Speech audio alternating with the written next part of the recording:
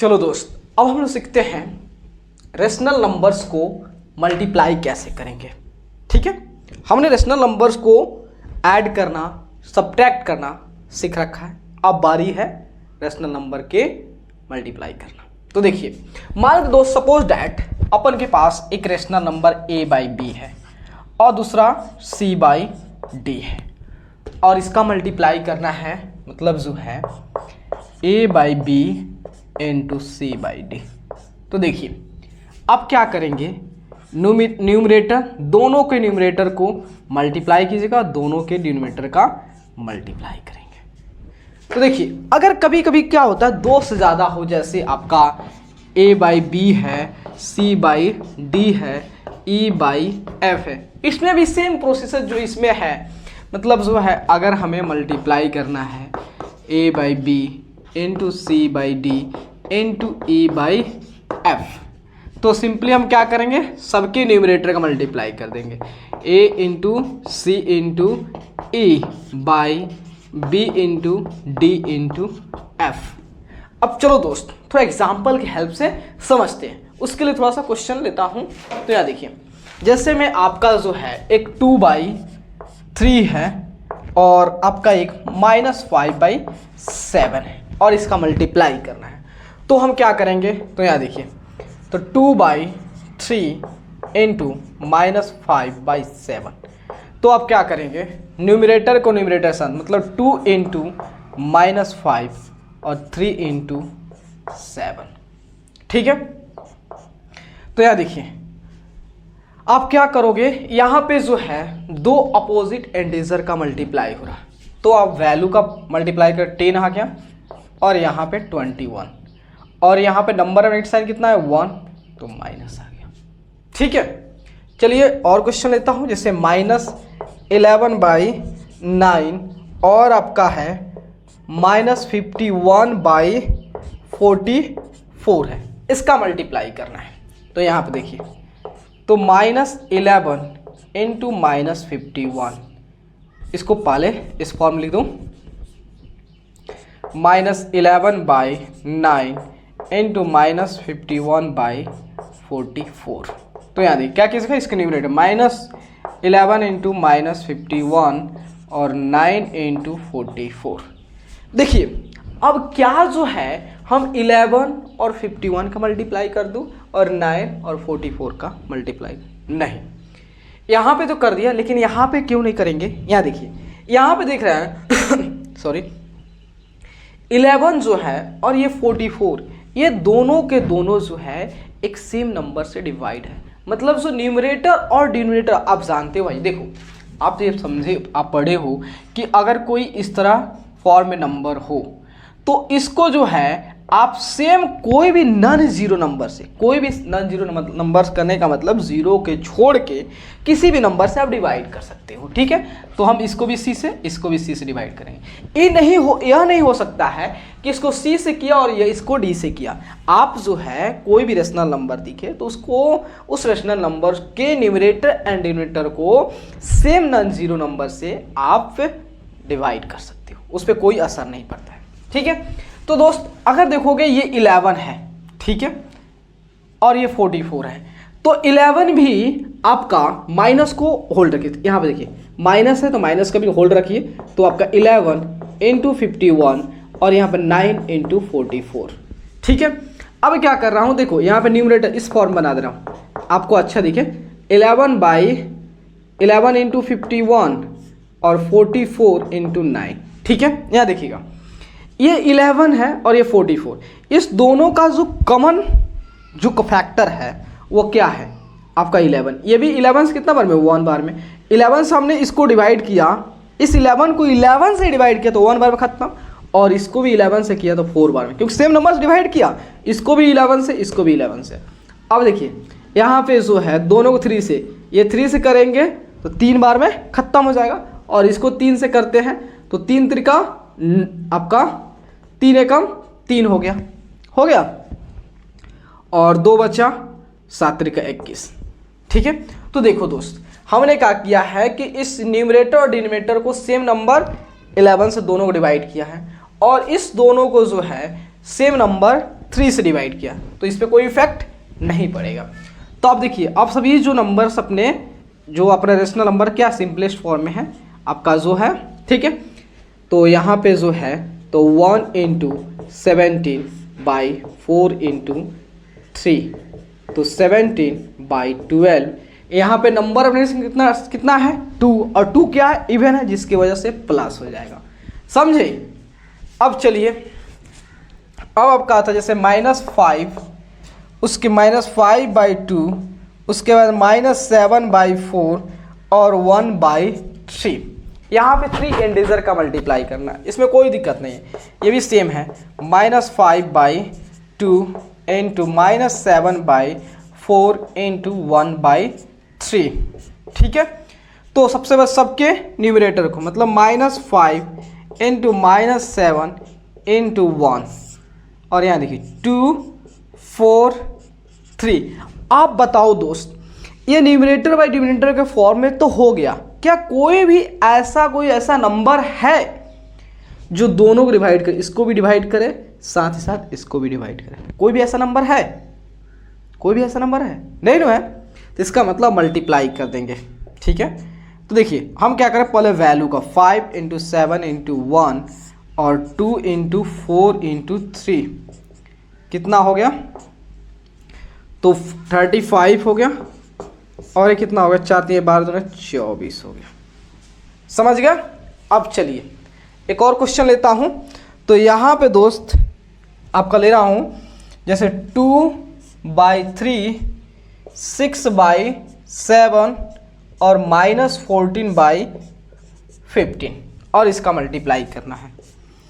तो 2/3, 6/7 -14/15, तो क्या करेंगे, न्यूमरेटर को न्यूमरेटर के साथ, डिनोमिनेटर को डिनोमिनेटर के साथ। तो आपका 2 इंटू 6 इंटू -14, 3 इंटू 7 इंटू 15, ठीक है। यहाँ देखिए यह आपका 6 है और ये 15 है, ये दोनों के दोनों सेम नंबर से डिवाइड होगा दोस्त, और ये न्यूमरेटर बाय डिनोमिनेटर के फॉर्म में है। तो इसको 3 से 2 बार में, इसको 3 से 2 बार में, सॉरी इसको 3 से 5 बार में ख़त्म। अब यह देखिए 7 और 14 भी जो है ये 7 से डिवाइड हो जाएगा, ये 1 बार में और ये 2 बार में।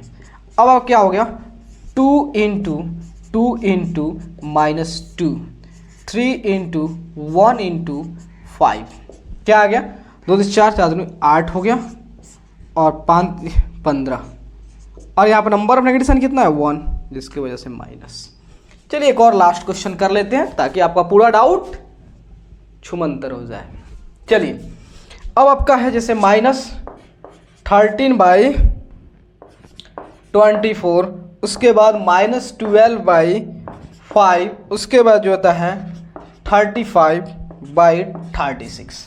तो यहाँ देखना दोस्त, तो क्या करेंगे, -13/24 -12/5 35/36, ठीक है। तो क्या करोगे आप सभी को, numerator sign 13 into -12 into 35, 24 into 5 into 36। अब यहाँ देखिए, अब यहाँ पे देखोगे दोस्त, ये 36 और 12 इस दोनों जो है सेम नंबर से डिवाइड होगा 12 से। जब इसको 12 से करोगे तो 1 बार में, और इसको 12 से 3 बार में। और कोई दिख रहा है? हाँ, ये 5 और 35 को 5 से डिवाइड कर सकते हो। इसको 5 से डिवाइड किया तो 1 बार में, इसको 5 से डिवाइड किया तो 7 बार में। और कोई नहीं दिख रहा है, तो आपका आ गया -13 इंटू -1 इंटू 7, 24 इंटू 1 इंटू 3। कोई तो नहीं कटने वाला दिख रहा है। चलिए 9391, और आपका हो गया 4 3 12, 4 3 12, 3 2 6 और 1 7, ठीक है। अब कोई नहीं है, तो यहाँ देखिए नंबर ऑफ नेगेटिव साइन कितना है 2, जिसकी वजह से प्लस हो जाएगा, हो गया। अब जो है रेशनल नंबर के मल्टीप्लिकेशन से रिलेटेड क्या कोई डाउट है? अगर डाउट है डरिए मत, आपके लिए कमेंट इसलिए खुला है, ओपन है, आप उस बार के कमेंट कीजिए। चलिए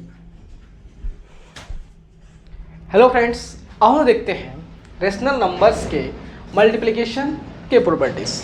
देखिए, आप रेशनल नंबर्स के बारे में जानते हो, रेशनल नंबर्स को मल्टीप्लाई कैसे करते हैं वो भी जानते हो, और प्रॉपर्टीज का काम क्या है ये देखो।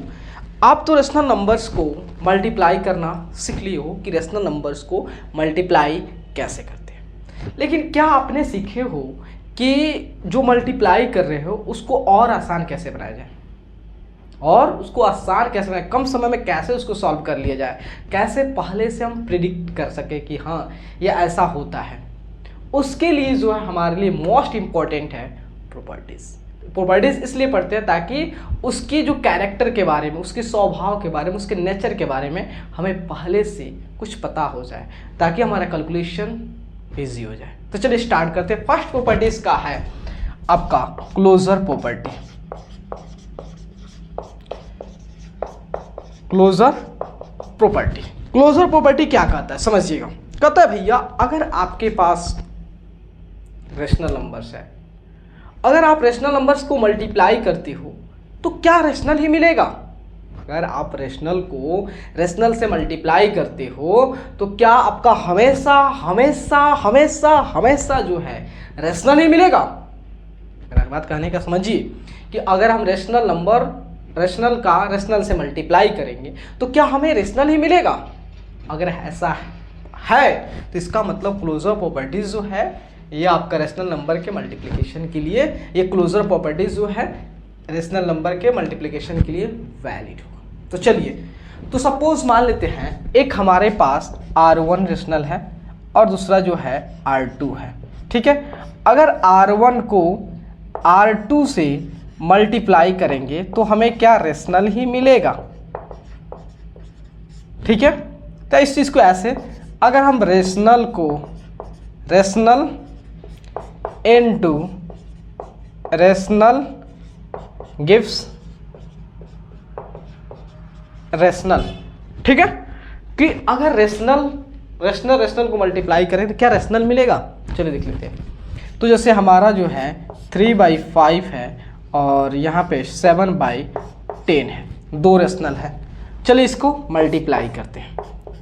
तो देखिए, तो मल्टीप्लाई कैसे करते हैं, न्यूमरेटर को न्यूमरेटर के साथ, तो 3 × 7/5 × 10 कितना हुआ 21/50, ठीक है।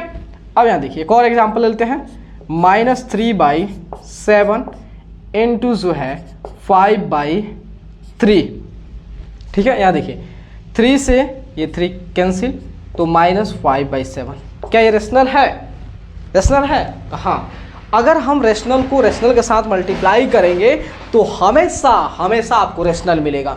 तो यही प्रॉपर्टीज हमको सिखा देता है, आगे चल के हमको ये दिक्कत नहीं होगी कि अगर रेशनल को रेशनल से मल्टीप्लाई करेंगे तो हमें कहीं इरेशनल मिल जाए, ठीक है। इसलिए पढ़ते हैं कि हमको रेशनल को रेशनल से मल्टीप्लाई करेंगे तो हमें क्या मिलेगा, रेशनल ही मिलेगा। तो चलिए, ये हमारा हो गया प्रॉपर्टीज। अब सेकेंड प्रॉपर्टीज, चलिए सेकेंड प्रॉपर्टी जो कि है आपका कॉम्यूटेटिव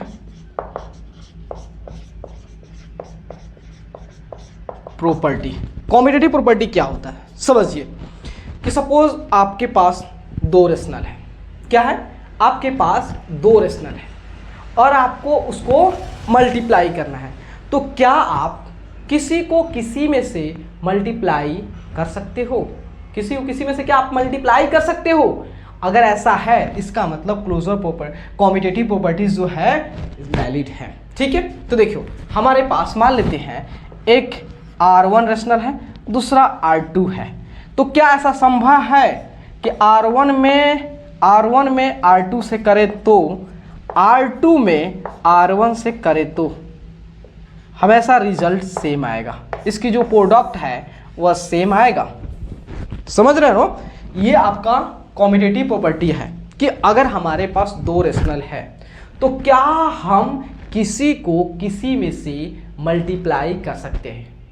चलिए एग्जांपल की हेल्प से, तो एक हमारा हो गया 3/5 और एक हो गया 7/5 और इसको हम क्या करें, पहले 3/5 में 7/5 का मल्टीप्लाई कर रहे हैं 21/25।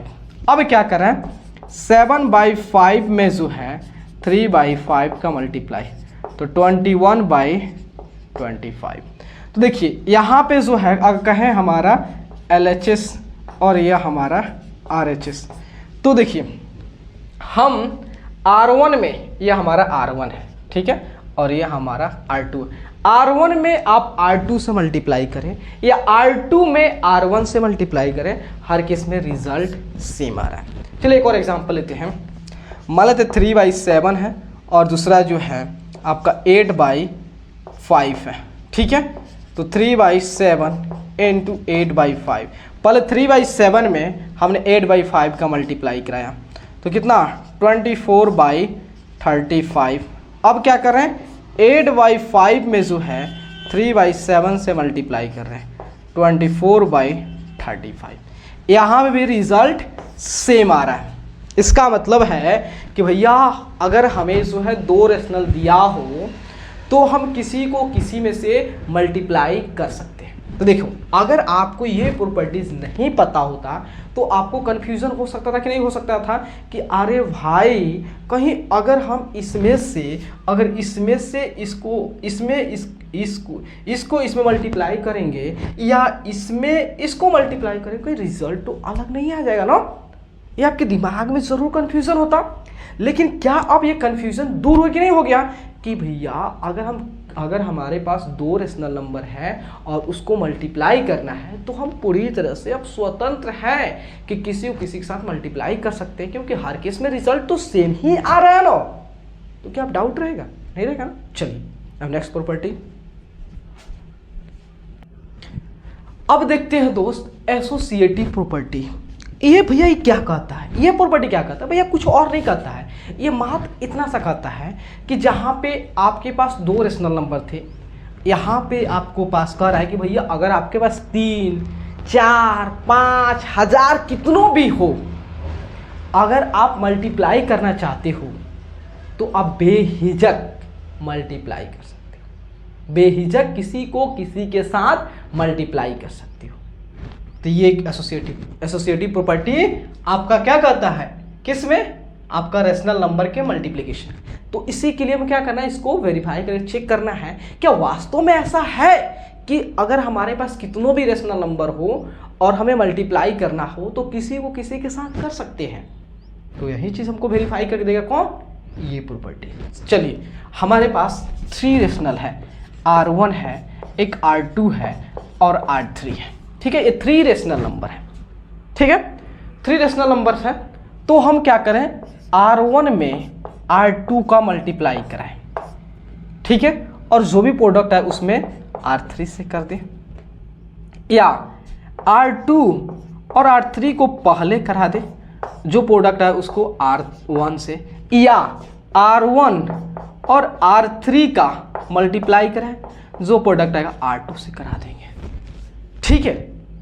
क्या हर केस में रिजल्ट सेम आएगा, देख लेते हैं। मान लेते हैं R1 हमारा जो है 3/5 है, R2 हमारा जो है ये जो है 4/5 है और R3 जो है हमारा जो है 7/10 है, और इसको मल्टीप्लाई करना है। तो 7/2 ले लो, आसान रहेगा, 2 इसको मल्टीप्लाई।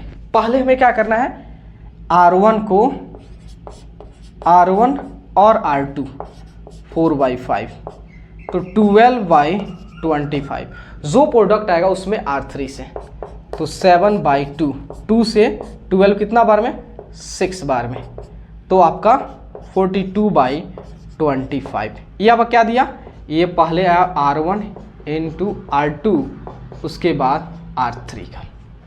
अब आते हैं इस वाले को, R2 क्या हमारा 4/5 है, इसमें जो है R3 क्या है 7/2, 2 से 4 2 बार में कितना हुआ 14/5। अब इसमें किससे, R1 से 3/5, ठीक है, 3/5 आ गया, 14 42 25। ये हमारा क्या हो गया, ये R2 into R3 into R1, ठीक है। उसके बाद दोस्त R1 क्या है 3/5 इंटू R3 7/2, तो देखिए 21/10। अब इसमें जो है किससे R2 4/5, तो देखिए ये आपका 2 हो गया और ये आपका 5 हो गया 42/25। ये अब क्या है R1 इंटू R3 R2। तो देखो हमने जो है इसको सॉल्व किया तो यहीं आया, इसको सॉल्व किया तो यहीं आया, इसको सॉल्व किया तो यहीं आया। इसका मतलब भाई कि अगर अपन के पास 3 या 3 से कितनों भी ज़्यादा हो, 1000 लाख कितनों भी हो, अगर उसको मल्टीप्लाई करना हो तो आपको दिखिएगा कौन से दो ऐसे रेशनल नंबर का मल्टीप्लाई करें ताकि हमारा कैलकुलेशन आसान बन जाए, इजी बन जाए, उसी को पहले मल्टीप्लाई करिएगा। ठीक है, क्योंकि दिख रहा है कि आपका ये सब वेरीफाई। तो आपके बुक में जानते हैं कैसे दिया होगा, एक A/B रेशनल नंबर है, एक C/D है और तीसरा E/F है। तो इसको ऐसे बना दिया है कि A/B को C/D से मल्टीप्लाई कर लीजिए, जो प्रोडक्ट आए उसको E/F में। उसके बाद उसने क्या कर दिया है, A/B को छाट दिया है और उसके बाद जो है यहाँ पे जो है C/D और E/F को मल्टीप्लाई किया, मतलब पहले इसको किया उसके बाद इससे किया है। ठीक है, क्या कि अरेंजमेंट दिखे A/B C/D E/F, A/B C/D E/F, ये एक अरेंजमेंट पैटर्न दिखे, सीक्वेंस में रहे, मतलब एक ऑर्डर दिखे। हाँ, यहाँ पे हमारा रेशनल 1 है, रेशनल 1 है, रेशनल 2 है, रेशनल 2 है, रेशनल 3 है, रेशनल 3, इस तरह एक पैटर्न दिखे, इसलिए ऐसा किया गया। तो ओवरऑल ये प्रॉपर्टी जानते हो क्या कहता है, कहता है कि भैया देखिए एक यही नहीं, कॉम्यूटेटिव, आपका कॉम्यूटेटिव प्रॉपर्टी और एसोसिएटिव प्रॉपर्टी मिलके कहता है कि अगर आपके पास जो है कितनों भी रेशनल नंबर है उसको अगर आप मल्टीप्लाई करना चाहते हो तो बेहिचक जो है आप किसी को किसी के साथ मल्टीप्लाई करिएगा अपने कैलकुलेशन को आसान बनाने के लिए, अपने कैलकुलेशन को आसान बनाने के लिए। ठीक है, तो उसमें डरने की बात नहीं कि अगर इससे हम मल्टीप्लाई करें कहीं आंसर दूसरा आ जाएगा, नहीं, आपको जो अच्छा लगे, जो आसान लगे उसी से पहले मल्टीप्लाई करेंगे। तो यही आपको दो प्रॉपर्टीज मिलकर कहता है। ठीक है, चलिए नेक्स्ट प्रॉपर्टीज, चलिए अब नेक्स्ट प्रॉपर्टी हमारा क्या है, मल्टीप्लिकेटिव आइडेंटिटी प्रॉपर्टी। भैया ये प्रॉपर्टी क्या कहता है, कहता है भैया कि आपके पास कोई भी एक रेशनल नंबर हो, कोई भी एक रेशनल नंबर है और एक जो है आपका एक 1 रेशनल नंबर है, एक 1 रेशनल नंबर है 1। देखो एक आपका कोई भी दुनिया का कोई भी रेशनल नंबर हो, ये नहीं जरूरी कोई भी हो, और एक आपका 1 रेशनल नंबर है। तो कहता है कि भैया कि अगर आपका दुनिया का कोई भी एक रेशनल है और एक 1 रेशनल नंबर है तो अगर आप इसको किसी भी ऑर्डर में मल्टीप्लाई करते हो तो हर केस में इसका प्रोडक्ट जो है 1 आएगा। या मतलब जो कहने का मतलब R में आप 1 से मल्टीप्लाई करें या 1 में R से मल्टीप्लाई करें, हमेशा आपको वही रेशनल मिल जाएगा। कहने का मतलब है दोस्त कि जो है कि रेशनल जो है इस 1 पे अपना कोई इफेक्ट नहीं छोड़ पा रहा है, ये R जो है रेशनल जो है इसकी वैल्यू को चेंज नहीं कर पा रहा है, या अगर जो है ये 1 किसी भी रेशनल नंबर के साथ मल्टीप्लाई हो रहा है तो ये भी अपना इफेक्ट किसी पे छोड़ नहीं पा रहा है। मतलब कहने का मतलब ओवरऑल जो है अगर आपको जब भी कोई भी रेशनल हो और उसको जो है 1 से मल्टीप्लाई करना हो तो आप बेहिचक वही रेशनल नंबर लिख दीजिएगा। ठीक है, तो जैसे में आपका हो गया 4/5 को 1 से करना है तो क्या होगा 4/5, या 1 में जो है 4/5 से करना हो तो फिर भी 4/5। अगर -4/3 को 1 से मल्टीप्लाई करना हो तो -4/3, या 1 में -4/3 का मल्टीप्लाई करना फिर भी -4/3। यार 1 से कोई फैक्ट ही नहीं पड़ रहा, 1 से कोई फैक्ट ही नहीं पड़ रहा है। इसका मतलब जो है ये 1 को कोई अपना इफेक्ट नहीं छोड़ पा रहा है, इसलिए इसको कहा गया आइडेंटिटी। लेकिन किस केस में आइडेंटिटी है, ये मल्टीप्लिकेशन में, तो इसलिए कहा गया इसको मल्टीप्लिकेटिव आइडेंटिटी। Multiplicative identity. क्या कहा गया? 1 को मल्टीप्लिकेटिव आइडेंटिटी, क्योंकि जो है ये अपना जो है कोई इफेक्ट ही नहीं, अपना कोई उस पर अपना असर ही नहीं छोड़ पा रहा है, इसलिए 1 क्या कहा गया? Multiplicative identity. समझ गए? चलिए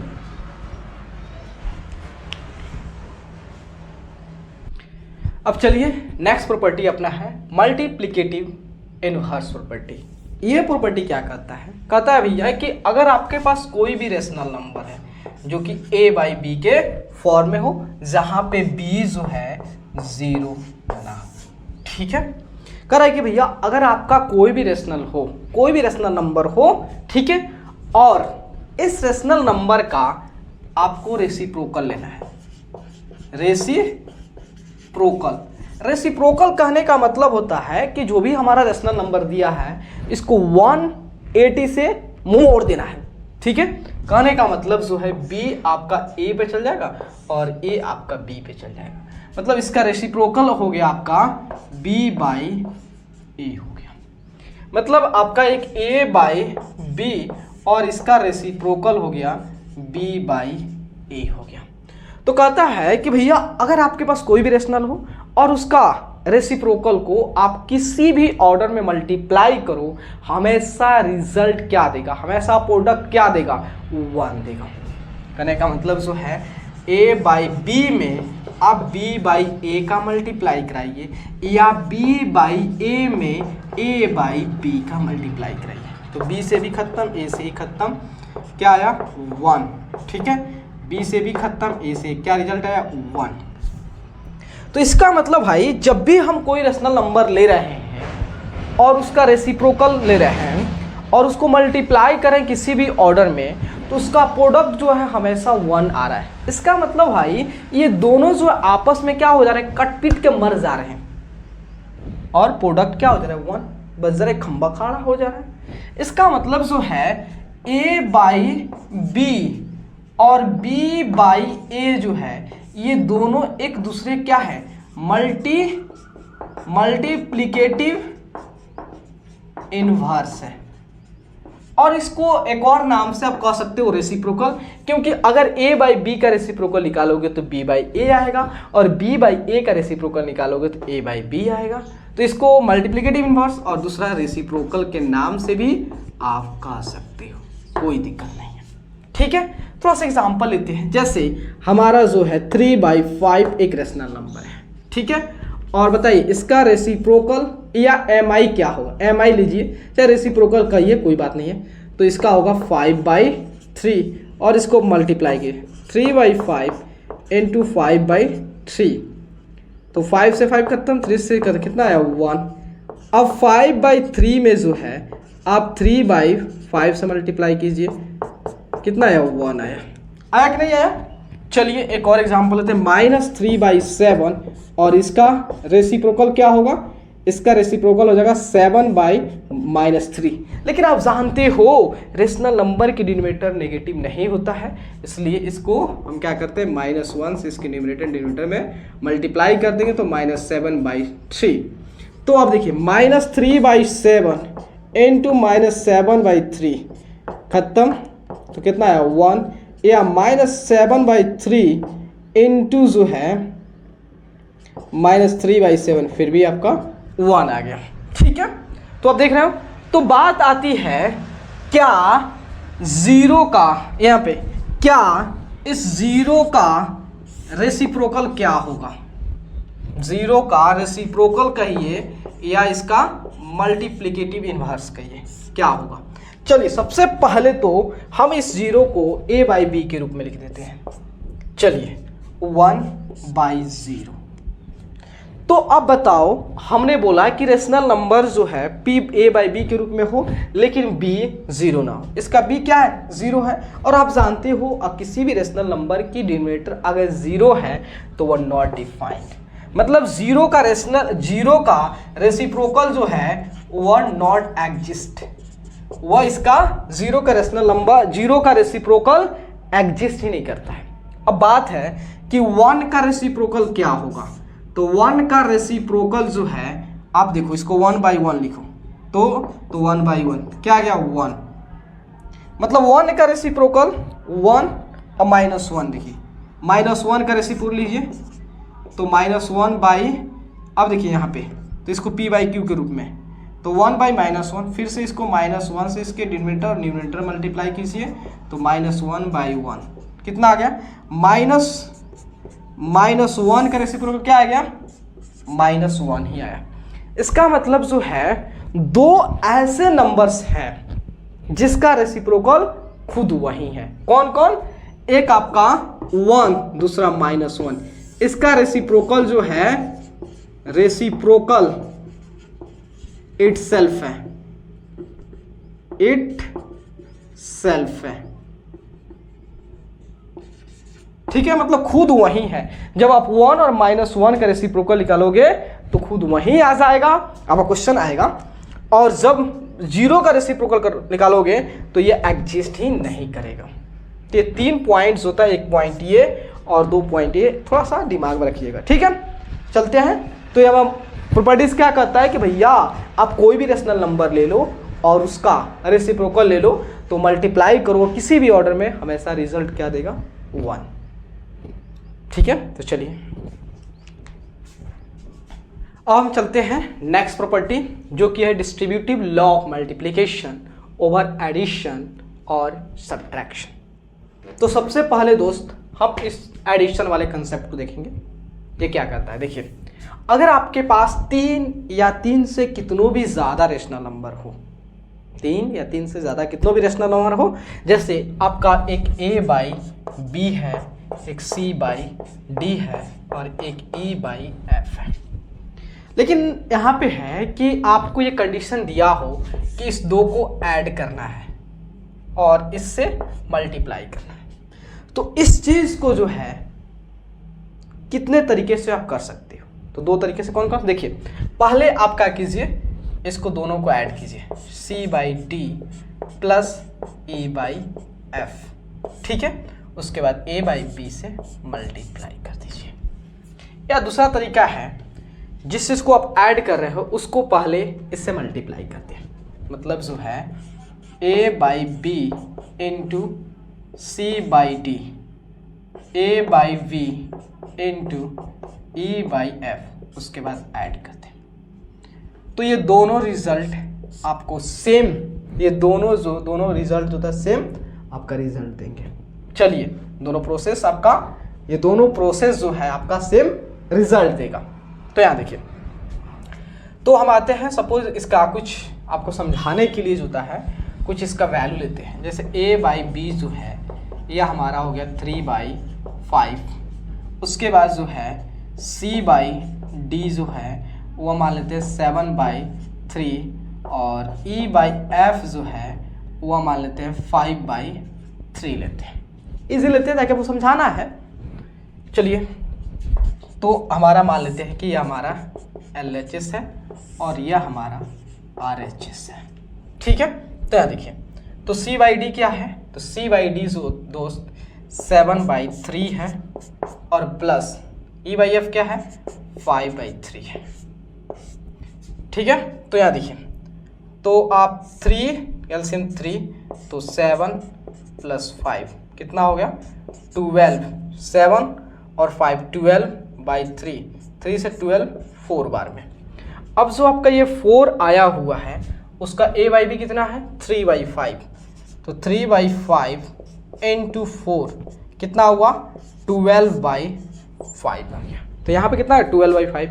अब इसी चीज़ को हम यहाँ पे चलते हैं, a/b कितना है आपका 3/5, c/d कितना है 7/3, उसके बाद a/b कितना है 3/5, e/f कितना है 5/3, 3 से 3 कैंसिल, तो आपका आ गया 7/5, 3 से 3 कैंसिल, 3 से 3 कैंसिल, 5 से 5 कैंसिल। आपको क्या करना है ऐड करना है। तो यहाँ पे जो है आपका कितना हो गया 1 हो गया, तो 7 या कुछ नहीं तो 1, 5 और 1 का एलसीएम लोगे तो 5, तो यहाँ 7 और प्लस यहाँ पे आपका 5, 7 और 5 मिलके 12/5। तो देखिए यहाँ भी आपका LHS और RHS दोनों इक्वल है कितना के 12/5 के, है ना। इसका मतलब जब भी हमें जो है रेशनल नंबर ऐसा दिया हो कि कुछ को ऐड करना है और किसी एक से मल्टीप्लाई करनी है, तो उस चीज़ को आप इस तरह भी, इस दोनों तरीके से कर सकते हो। चलिए अब सब्ट्रैक्शन के कुछ और नहीं है। जैसे मान लेते हैं यहाँ पे जो है जहाँ पे हमें इसको ऐड करना था, अब वहाँ पे सब्ट्रैक्ट करके देख रहे हैं, ठीक है। जैसे हमारा एक A/B है और एक C/D है, E/F है। मान लेते इसको सब्ट्रैक्ट करना है और इससे मल्टीप्लाई करना है। तो इस चीज़ को जो है दो तरीके से कर सकते हैं। पहला जो है आप क्या करेंगे, पहले C/D में से E/F को सब्ट्रैक्ट करेंगे, जो भी डिफरेंस आएगा उसको A/B से मल्टीप्लाई कर देंगे, या ये दोनों जिसको आप सब्ट्रैक्ट करें उसको पहले मल्टीप्लाई कर दें। मतलब A/B into C/D minus A/B into E/F। देखिए दोनों केस में हमारा रिजल्ट सेम आएगा, और जो डेटा हम A/B, C/D और E/F का जो डेटा इस केस में लिया था वही डेटा हम यहाँ पे भी लेंगे। तो चलिए यह हमारा क्या हो गया LHS और ये हमारा क्या हो गया RHS हो गया, ठीक है। तो A/B कितना है, तो A/B इज व्हाट 3/, चलिए सबसे पहले सब्ट्रैक्ट। C/D कितना है 7/3 माइनस उसके बाद होता है E/F 5/3। तो कितना हो गया, तो 3 7 में से 5 गया, कितना हो गया, तो आपका 2/3। इसको मल्टीप्लाई करना A/B से। A/B क्या है 3/5 इंटू 2/3 से 3 कैंसिल 2/5 आ गया, क्या आ गया 2/5। अब चलते RHS में। A/B क्या है आपका 3/5 है, C/D क्या है 7/3 है, A/B क्या है 3/5, E/F क्या है 5/3, 3 से 3 कैंसिल, 5 से 5 कैंसिल, 3 से 3 कैंसिल और इसको सब्ट्रैक्ट। तो 7/5 माइनस 1, कुछ नहीं तो 1, तो 5 यहाँ 7 और यहाँ पे आपका 5, कितना हो गया 2/5। तो यहाँ देखिए यहाँ पे भी आपका LHS जो है इक्वल है RHS से कितना 2/5, ठीक है। तो इसका मतलब है कि आपको जब भी इस तरह का कंडीशन को फेस करना हो कि दो को सब्ट्रैक्ट करना हो, आपको यहाँ पे देखिए ये कंडीशन दिया होगा कि आपको C/D में से E/F को सब्ट्रैक्ट करना है। ये कंडीशन एक दिया होगा, या E/F में से C/D को सब्ट्रैक्ट करना। जब ऐसा कंडीशन दिया हो तो आप इस तरह कर सकते हो, आपका हर केस में आंसर जो है सेम आएगा। या आप इस तरह करें तो, या इस तरह करते। तो दोनों आपको समझा दिया, distributive law of multiplication over addition वाला एंड सब्ट्रैक्शन वाला। चलिए दोस्त, अब नेक्स्ट प्रॉपर्टी है मल्टीप्लिकेटिव प्रॉपर्टी बाय जीरो। ये प्रॉपर्टी क्या कहता है, ये प्रॉपर्टी कहता है भैया कि अगर आपके पास कोई भी एक रेशनल नंबर है, कोई भी रेशनल नंबर है और एक जीरो रेशनल नंबर है, और जब आप इस दोनों रेशनल नंबर को किसी भी ऑर्डर में मल्टीप्लाई करोगे तो हर केस में आपका जो प्रोडक्ट आएगा जीरो आएगा। मतलब जो है अगर आपका A/B कोई रेशनल नंबर है जहां पे आपको ध्यान देना है B जीरो नहीं होनी चाहिए और एक जीरो है, तो आप A/B में जीरो से मल्टीप्लाई करें या जीरो में A/B से मल्टीप्लाई करें, हर केस में रिजल्ट जीरो ही मिलेगा। जैसे एग्जांपल -3/5 और जीरो लिया, -3/5 इंटू जीरो जीरो, या 0 इंटू -3/5 गिव्स 0, या 2/5 है और एक जीरो है, तो 2/5 में 0 से करिए तो 0, या 0 में 2/5 से मल्टीप्लाई करिए 0। तो इससे होता है कि जब भी आपको रेशनल नंबर अलग अलग दे और 0 से मल्टीप्लाई करना हो तो आप वहाँ पे डरिएगा नहीं। आप जानते हो कोई भी रेशनल नंबर को अगर 0 से मल्टीप्लाई करेंगे हमेशा रिजल्ट प्रोडक्ट जो होता है 0 ही आता है, तो हमेशा आप क्या करें अंडा दे देंगे। चलिए